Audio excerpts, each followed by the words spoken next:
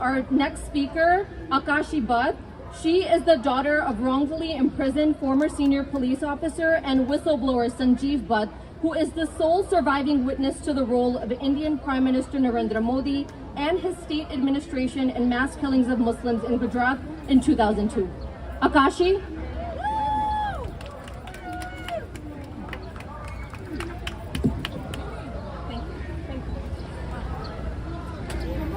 Good afternoon and thank you all for coming here today. It is important on this very day that we all stand here and raise our voices as Narendra Modi is going to be welcomed with open arms in the White House today. It is very important to remember that what the man is capable of and what the man is responsible of. I am here to speak about my father. I am Aakashi Bhatt and I always very proudly introduce myself as the daughter of Mr. Sanjeev Bhatt, a former decorated Indian Police Service officer, a whistleblower, but most importantly, he is the sole surviving witness to Modi's complicit role in orchestrating the genocide of 2002. I'm sure all of you over here know what happened in 2002. For the last 21 years, my father and many like him have been fighting relentlessly to ensure that the thousands who were victimized by the Modi regime are given justice, that Modi is held accountable for the crimes that he's committed. Today, while we stand here talking about democracy, I think people outside of the country do not quite understand that democracy as we know it has ceased to exist in India. Democracy is at a threat. All the pillars of democracy in the country have been completely subverted by this particular regime. The judiciary, the media, all of it are being used as tools to specifically target dissenters and silence their voice of truth and honesty once and for all. Today, here, I want to appeal all of you to raise your voices. My father sacrificed 21 years of his life to relentlessly fight for the thousands who were incarcerated and victimized by this regime. He put his life at stake to ensure that Modi was held accountable and that he paid for the crimes that he committed against humanity.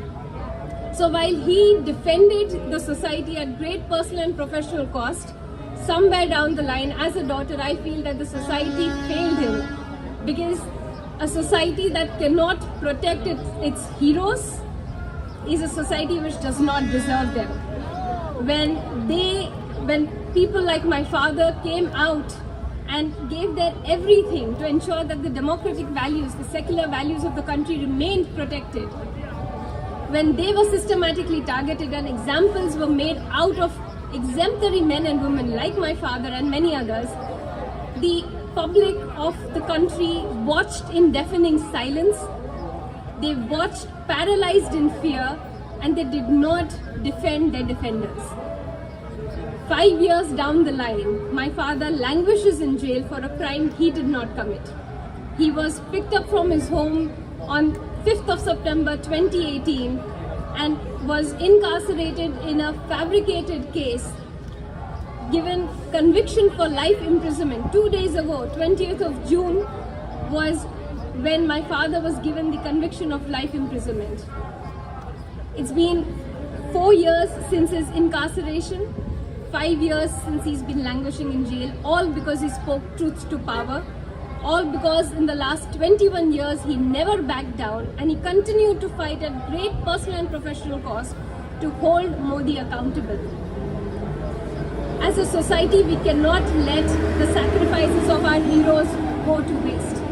That is not acceptable to me, and I hope it is not even acceptable to you. No, not acceptable. 21 years of sacrifice. I hope that today we learn that we need to raise a unified voice against Modi.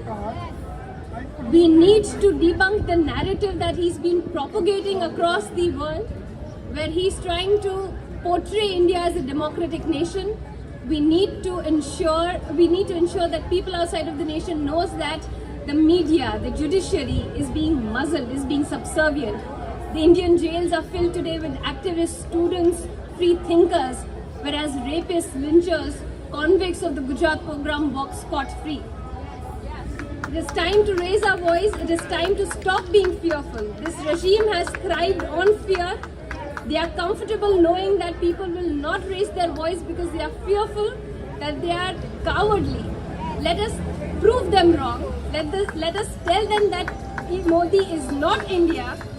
We will continue to remain a democracy and we will take power back from this regime at whatever cost.